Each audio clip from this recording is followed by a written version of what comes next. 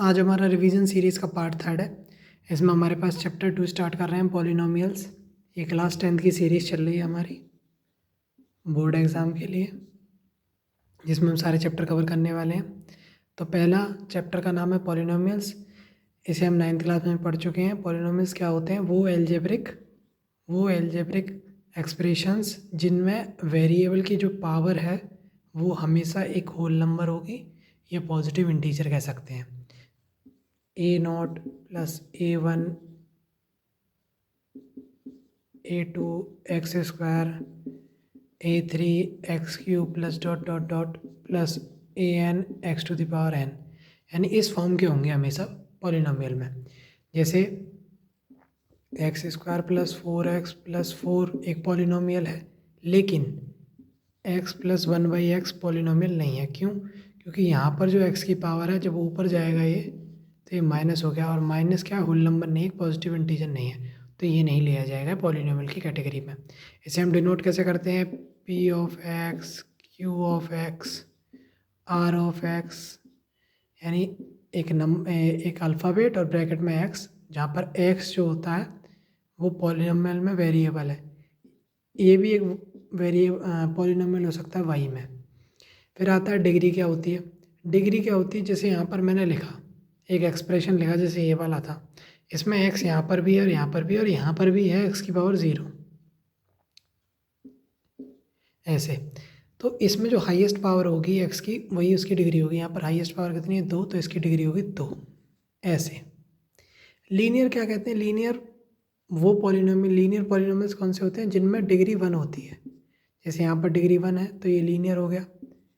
अगर डिग्री 2 कर दूँ तो क्वाड्रेटिक, 3 कर दूँ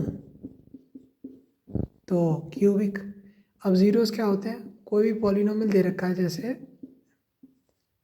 ये वाला सिंपल वाला ले लेते हैं, x की उस वैल्यू के लिए जिस वैल्यू के लिए p x की वैल्यू 0 हो जाए वो उसका 0 होता है।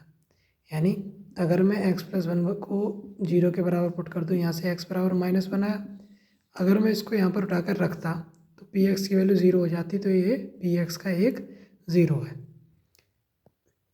और देखते हैं कुछ जो बाकी चीज़ें हैं इस चैप्टर में। इस चैप्टर में एक बात और आती है, ज्योमेट्रिक क्या कहते हैं,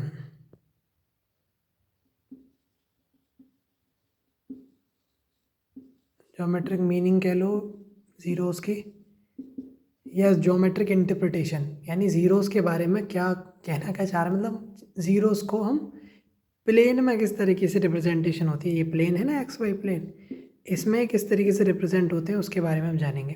अब देखिए ज़ीरोज़ का महत्व क्या है। जैसे मैंने इसको 0 के बराबर रखा था x प्लस 1 को, ताकि इसका एक ज़ीरोज़ निकल लिया है। अब ज़ीरोज़ का मतलब क्या होता है?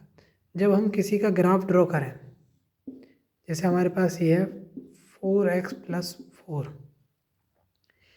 एक्स बराबर, यहाँ पर कोऑर्डिनेट देख लें, x बराबर 0 के लिए हो गया, y की वैल्यू 4, 1 के लिए 8, -1 के लिए 0, -1 के लिए 0। तो अगर इसका ग्राफ ड्रॉ करें तो यहाँ -1, 0, और ये क्या है 0, 4 यहाँ कहीं, और 1, 8 यहाँ कहीं मान लो, ऐसे करके। तो इसमें क्या होता है, अगर हम यहाँ से देखें तो x बराबर -1 आया, और ये रहा इसका कोऑर्डिनेट।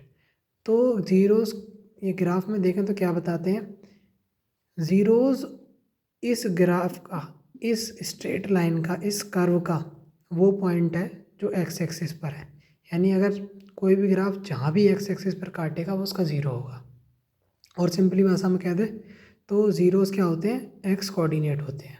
देखो माइनस बनता ना, ऐसे, बस यहाँ जो एक्स एक्सिस पर लाइन कर, जो एक्स एक्सिस पर लाई करते हैं वो एक्स कोऑर्डिनेट, वो ज़ीरोज़ होते हैं। तो आज की वीडियो में इतना ही रखते हैं, मिलते हैं आपसे अगले पार्ट में इसके। तब तक के लिए बहुत बहुत धन्यवाद।